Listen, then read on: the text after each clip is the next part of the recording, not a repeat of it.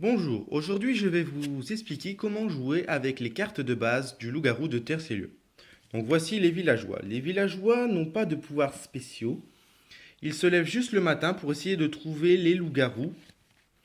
En fait, leur principal objectif, c'est de trouver les loups-garous pour éviter qu'ils se fassent manger et d'éliminer tous les loups-garous. Voici les loups-garous. Alors les loups-garous, eux, leur objectif, c'est de tuer tous les villageois pour devenir les maîtres du village. Ils se font réveiller toutes les nuits par le meneur de jeu et se concertent pour tuer un villageois. Voilà. Voici la voyante. Alors ça, c'est l'un villageois avec un pouvoir. C'est le villageois le plus utile, je trouve. Il a le pouvoir la nuit de regarder la carte d'un personnage pour découvrir son identité.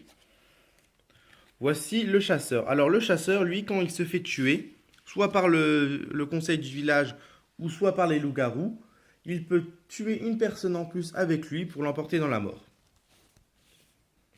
Voici le voleur. Le voleur, lui, sa particularité, c'est que c'est un villageois, mais il peut échanger, s'il veut, deux cartes de deux personnes, soit la sienne avec une autre personne, soit deux cartes de deux autres personnes, pour inverser les rôles et faire basculer un peu le jeu. Ça anime le jeu, c'est super sympa.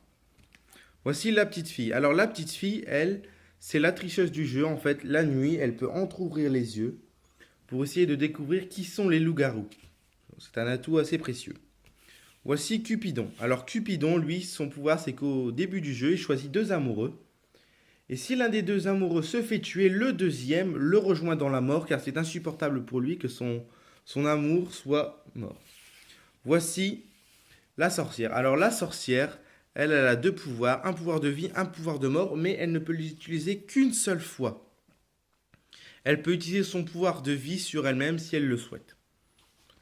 Et voici la carte du maire du village. Cette carte est utilisée par un vote en fait.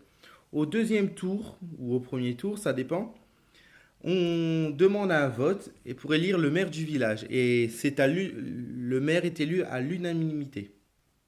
L'unanimité.